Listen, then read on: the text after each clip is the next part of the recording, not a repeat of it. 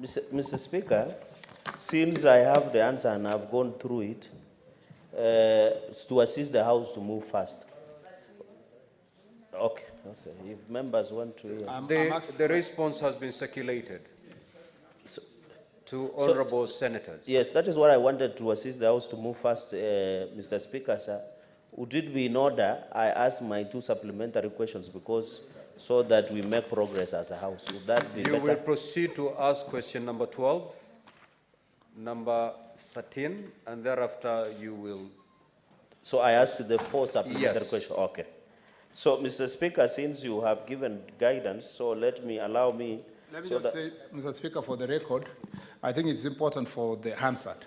You just say that in terms of the farms contracted, I just read the farms. I don't need to read what they do. Okay. Mackenzie was contracted in 2015. If you can paraphrase... I don't need to paraphrase the rest, Mr. Speaker. I just read the names. Great. Proceed, the farms contracted are 3. Mr. Speaker, for 2015 to 2016 is Mackenzie. For 2016, PJT Partners, and 2020, Seabury. I think that is all I can say, Mr. Speaker. Thank you. No. Mr. Speaker, there is an important answer, if I may, with your permission, that I'm sure even the public will be very happy to know. That's the last only one paragraph that is related to the grounded airlines. Senator Sifuna, what is your intervention? Certainly, it cannot be a point. Mr. Speaker, you know the CS insisted on giving us the name of the contractors, but my document says McKinsey. Yes, it says McKinsey here, Mr. Speaker, on the document. He has told us Mackenzie. I don't know if they are the same. Honorable CS, can you clarify that? Mr. Speaker, let me just refer back to the document.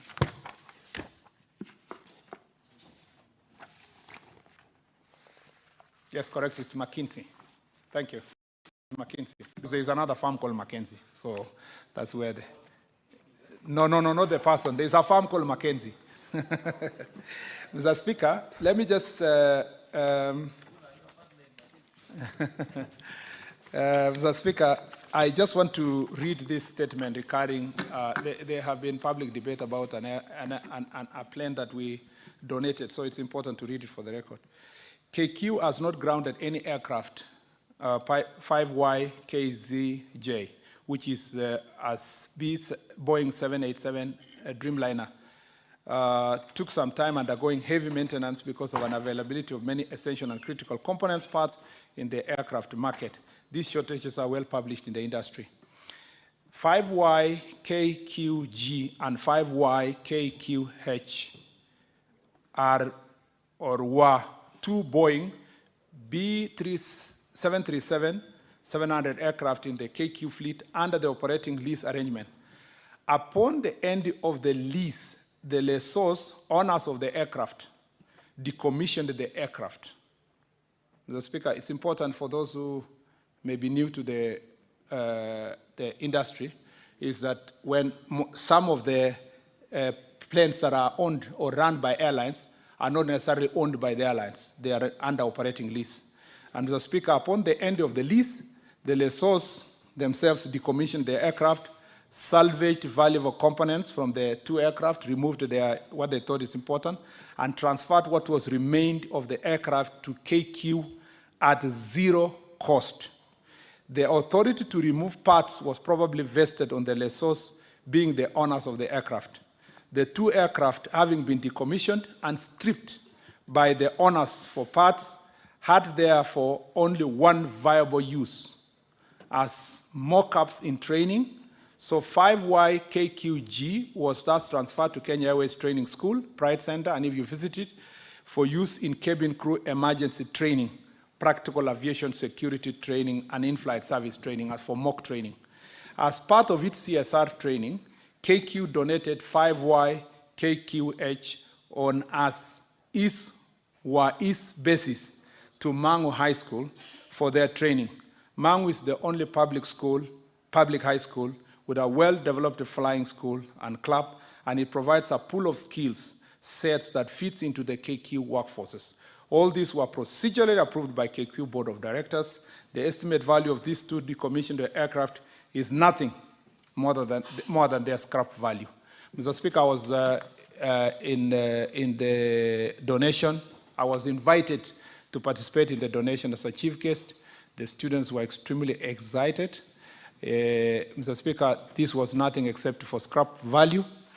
And if you go to Kitengela, you will find somebody running a restaurant there called 034 with a plane being the restaurant. Mr. Speaker, it doesn't mean that that's a plane which should have been flying cargo. So I think it's also important to make this abundantly clear to the public, because a statement was issued by a member of parliament in the past to say that we were donating a plane that would have brought billions of dollars. I thank you, Mr. Speaker. Senator for Nandi, proceed to ask question number 12. Mr. Speaker, I proceed with my supplementary? No. Okay. Question number 12. Question number 12. Mr. Speaker, sir, question number 012. Question 1. When will the ongoing project for the expansion of Karenga Airstrip in Kericho County be completed? Number 2, Mr. Speaker, what is the total budgetary allocation for the project, and could the Cabinet Secretary provide a detailed breakdown of the expenditures incurred so far? And number C, could the Cabinet Secretary provide a detailed assessment of the quality of the works for the project, stating what the government is doing to hold accountable the contractor and any other individuals responsible for any identified lapses? I thank you, Mr. Speaker, sir. Honorable CS, you may proceed to respond. Question number 12. Mr. Speaker, this is a more straightforward answer, so I'll just read the answers.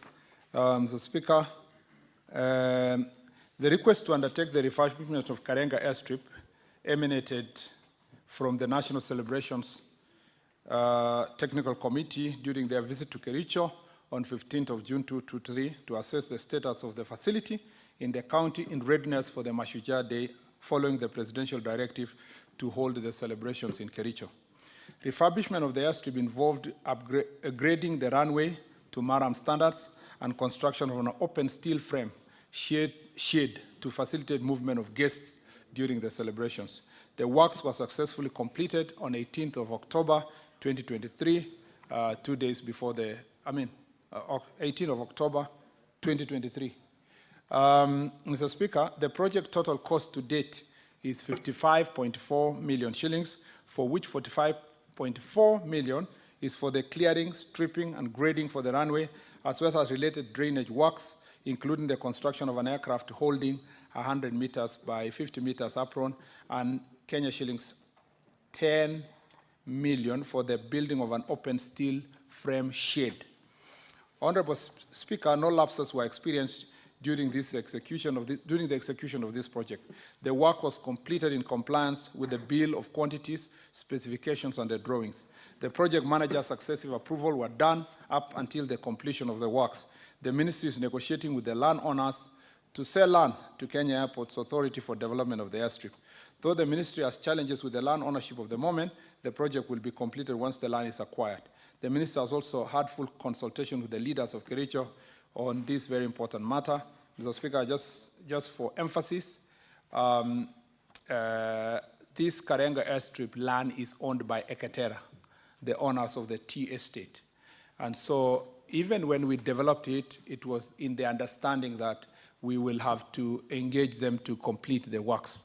We worked with the Kenya Defense Forces, who are the contracted, they were actually the contractors to construct the runway to Maram standard, and as you saw, it was useful for the celebrations. Going forward, we intend to acquire at least 50 to, if possible, 100 acres of that land so that we do a proper airport that will enable agricultural farmers there and people traveling to Kericho and its environs to be able to land in that place and take off from that Kericho. I want to thank the leaders of Kericho, led by the majority leader here, for their support, understanding, and also for the work we are doing together quietly, Mr. Speaker, to acquire the land. The problem with such infrastructure, when you come to Parliament or public and announce that we are looking for land, usually the prices shoot up, it's inflated. The good news is that we are discussing this with already an established investor. So we have made it clear to the investor that land acquisition will be on fairly concessional terms, considering that they are also leaseholders from the government of Kericho County. I thank you, Mr. Speaker. Senator Fernandi, proceed to ask question number 13. Mr. Speaker, sir, question number 013, question 1, could the Cabinet Secretary provide a status update on all projects from the construction and upgrade of roads undertaken by national government in Nandi County since 2013, explaining any discrepancies between the contractual and actual dates of completion? But B, Mr. Speaker, what are the reasons for the delay in resuming construction of Kaiboi, Chepterwoi, Kapkatembu, Chomisha, Chemuswa, Chomisia, Danger Road, Timboroa, Maraba, Kopere Road, Mugundoi, Nandi Hills Road, Nandi Hills, Simaki Road, Lesos, Keses, Cheptiret, and Cheptiret to Lone Moi University roads in Nandi County, which have stalled? And could the Cabinet Secretary also outline steps taken by the government to expedite the resumption and completion of these projects, Mr. Speaker, sir? I thank you. Honorable Sears, you may proceed to respond. Thank you, Mr. Speaker. Mr. Speaker, I'm glad that I'm responding to this question, having given a global picture of the roads in the country. So already I had shared with you the situation in the country, thanks to the question from the Deputy Speaker. So I'll just go straight to the answer. I wish to state that 183 kilometers of roads have been upgraded to bitumen standard, with 2 major bridges constructed to completion in Nandi County since 2013, undertaken by Kenya Rural Roads Authority. Details of the projects are detailed in the annex. Concerning discrepancy between the contractual and actual dates of completion, I wish to state that the ministry has faced financial challenges in the funding, as I earlier indicated, due to inadequate allocation and disbursement from the National Treasury over the years. This has culminated in the accumulation of significant pending bills from certified works. Contractors have consequently been reluctant to complete the works in the affected project, citing non-payment of their dues. The government, through the National Treasury, is working on the mechanism to facilitate significant reduction of our clearing of pending bills in the near future. This will result in the full resumption of completion of affected projects countrywide.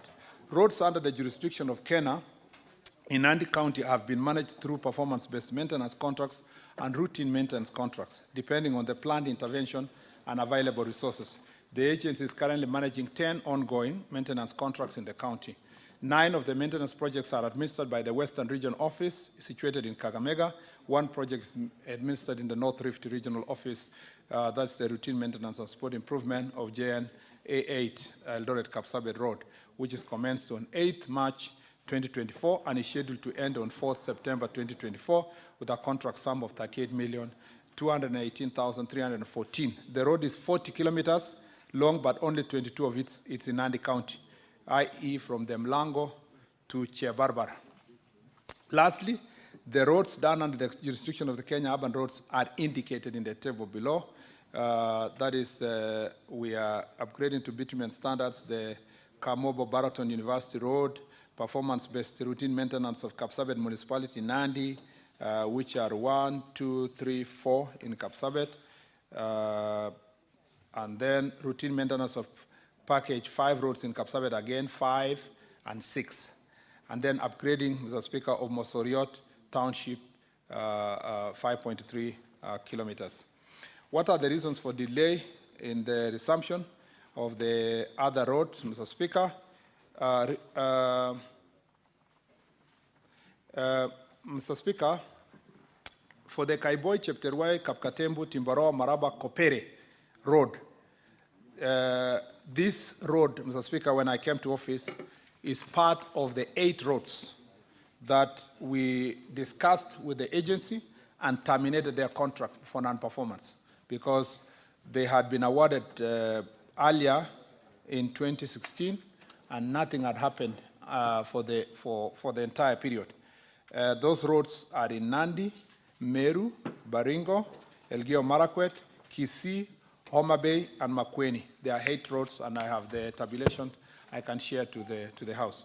Mr. Speaker, the project commenced, the one for Kaiboi, Chepterwai, Kapkatembu, Timboroa, all these roads, the project commenced in February 2017 and was to be completed in February 2021.